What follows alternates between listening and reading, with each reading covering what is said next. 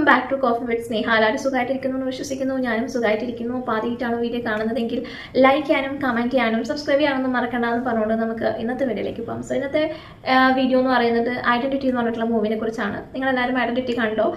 കണ്ടിട്ടുണ്ടെങ്കിൽ നിങ്ങൾക്ക് ഇഷ്ടമായോ ഇഷ്ടമായില്ലേ എന്നുള്ളതൊക്കെ കമൻറ്റിലൂടെ അറിയിക്കണം. എനിക്ക് ഭയങ്കരമായിട്ട് ഇഷ്ടപ്പെട്ടു. ഈ വർഷത്തെ ആദ്യത്തെ മൂവിയാണ് ഐഡൻറ്റിറ്റി എന്ന് പറയുന്നത്. സോ തുടക്കം മോശമായില്ല എന്നാണ് എനിക്ക് ഫീൽ ചെയ്തിട്ടുള്ളത്. നമ്മളെ ടോവിനോ തോമസ് ആൻഡ് തൃഷയാണ് മെയിൻ ആക്ടേഴ്സ് ആയിട്ടുള്ളത്. അതുപോലെ തന്നെ നമ്മുടെ ഉന്നാലെ ഉന്നാലെ എന്ന് പറഞ്ഞിട്ടുള്ള ഒരു സോങ്ങിലെ ആക്ടർ ആയിട്ടുള്ള വിനയ് റായും ഇതിൽ വില്ലനായിട്ട് എത്തുന്നുണ്ട്. എൻ്റെ ഓൾ ടൈം ഫേവറേറ്റ് ആയിട്ടുള്ള ഒരു സോങ് ആണ് ഉന്നാലെ ഉന്നാലെ എന്ന് പറഞ്ഞിട്ടുള്ള ഒരു സോങ്. അതിൽ അദ്ദേഹം ഹീറോ ആയിട്ടാണെങ്കിൽ ഇതിൽ അദ്ദേഹം വില്ലനായിട്ടാണ് എത്തുന്നത്. അതുപോലെ തന്നെ നമ്മുടെ ഷമീത്തിലേക്ക് അജു വർഗീസ്, അർച്ചന കവി, അങ്ങനെ ഒരുപാട് ആൾക്കാർ അവരുടെ പോർഷൻസ് വളരെ ഗംഭീരമായിട്ട് തന്നെ പെർഫോം ചെയ്ത് വെച്ചിട്ടുണ്ട്. പിന്നെ ഇതിൻ്റെ ഡയറക്ടേഴ്സിലേക്ക് പോവുകയാണെങ്കിൽ രണ്ടുപേരാണ് ഈ പടം ഡയറക്ട് ചെയ്തിരിക്കുന്നത്. ഒന്ന് അഖിൽ പോൾ ആൻഡ് അനസ് ഖാനാണ്. സോ ഇവരുടെ മൂവീസ് നമുക്ക് അറിയാം, എപ്പോഴും കിട്ടുന്ന മൂവീസാണ് ഇവർ രണ്ടുപേരുടെ ഭാഗത്തുനിന്ന് വരാറുള്ളത്. നമ്മുടെ 7th ഡേ ആണെങ്കിലും അതുപോലെ തന്നെ ഫോറൻസിക് ഒക്കെ ഭയങ്കര അടിപൊളി പടമായിരുന്നല്ലോ. പിന്നെ മെയിനായിട്ട് പറയാനുള്ളത് ഇതിലെ ആക്ഷൻ സീക്വൻസുകളാണ്. നിങ്ങൾ തിയേറ്ററിൽ തന്നെ പോയി ഇരുന്ന് കാണണമെന്ന് പറയാനുള്ള കാരണം എന്ന് പറയുന്നത് ഇതിൻ്റെ ആക്ഷൻ സീക്വൻസുകളാണ്. എസ്പെഷ്യലി ഇതിൽ കുറച്ച് കാർ ചേസിങ്, അതുപോലെ തന്നെ ഫ്ലൈറ്റിലൊക്കെ ഉള്ള കുറച്ച് ഫൈറ്റ് സീക്വൻസുകളൊക്കെ ഉണ്ട്. അതൊക്കെ നിങ്ങൾ തിയേറ്ററിൽ തന്നെ പോയി എക്സ്പീരിയൻസ് ചെയ്യേണ്ട ഒരു കാര്യം തന്നെയാണ്. അതുപോലെ തന്നെ നിങ്ങൾ ഫിലിം കാണാൻ പോകുന്നതൊക്കെ കൊള്ളാം. നിങ്ങൾ ഭയങ്കര കീനായിട്ട് വളരെ കെയർഫുൾ ആയിട്ട് സിനിമ കണ്ടാൽ മാത്രമേ നിങ്ങൾക്ക് പല കാര്യങ്ങളും മനസ്സിലാക്കാൻ സാധിക്കുള്ളൂ. ഒന്ന് നമ്മൾ ഫുഡ് കഴിക്കാനോ അല്ലെങ്കിൽ ഒന്ന് ജസ്റ്റ് ഒന്ന് ഫോൺ നോക്കാനോ ഒന്ന് തിരിഞ്ഞു കഴിഞ്ഞാൽ നമുക്കിതിൽ നടക്കുന്ന പലതും മനസ്സിലാക്കാനായിട്ട് പറ്റില്ല. ആരാണ് ആലിസൺ, ആരാണ് ആലിസ്, ഇങ്ങനത്തെ പല കാര്യങ്ങളും നമുക്ക് ഭയങ്കര കൺഫ്യൂസ്ഡ് ആയി തോന്നും.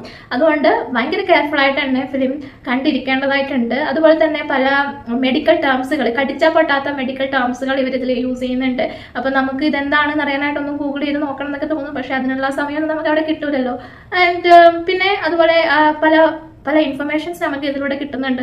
പല പ്രൊഫഷൻസിനെ കുറിച്ച് അറിയാനുണ്ട്. ഇങ്ങനത്തെ പ്രൊഫഷൻസ് ഒക്കെ ഉണ്ടോ അങ്ങനെയൊക്കെ നമുക്ക് തോന്നിപ്പോകും. ദെൻ സെക്കൻഡ് ഹാഫിലേക്ക് പോയപ്പോഴത്തേക്കും ഞാനൊന്ന് ജസ്റ്റ് ഒന്ന് പോപ്കോൺ എടുക്കാനായിട്ട് ഒന്ന് ഇങ്ങോട്ടേക്ക് തിരിഞ്ഞതാണ്. പിന്നെ അവിടെ എന്തൊക്കെയാണ് നടക്കുന്നുണ്ടായിരുന്നു എനിക്കൊന്നും മനസ്സിലായിട്ടുണ്ടായിരുന്നില്ല. അതുകൊണ്ടാണ് ഞാൻ നിങ്ങളോട് നേരത്തെ പറഞ്ഞത് വളരെ കെയർഫുൾ ആയിട്ട് അത്രയും കീനായിട്ട് ഒബ്സർവ് ചെയ്തിരിക്കണം എന്നുള്ളത്. അത്രയും കെയർഫുള്ളായി വാച്ച് ചെയ്താൽ മാത്രമേ സെക്കൻഡ് ഹാഫ് നമുക്ക് മനസ്സിലാവുകയുള്ളൂ. പിന്നെ അതിൽ ക്യാരക്ടേഴ്സിന്റെ നെയിമൊക്കെ ഓൾമോസ്റ്റ് സിമിലർ നെയിംസ് ഒക്കെ ആയതുകൊണ്ട് തന്നെ കുറച്ച് കൺഫ്യൂഷൻസ് ഒക്കെ ക്രിയേറ്റ് ചെയ്യുന്നുണ്ടായിരുന്നു. അതുകൊണ്ടാണ് ഞാൻ പറഞ്ഞത് നിങ്ങൾ ശ്രദ്ധിച്ച് സെക്കൻഡ് ഹാഫ് കാണണം എന്നുള്ളത്. എനിക്ക് പേഴ്സണലി ഇഷ്ടപ്പെട്ടത് ഫസ്റ്റ് ഹാഫ് തന്നെയായിരുന്നു.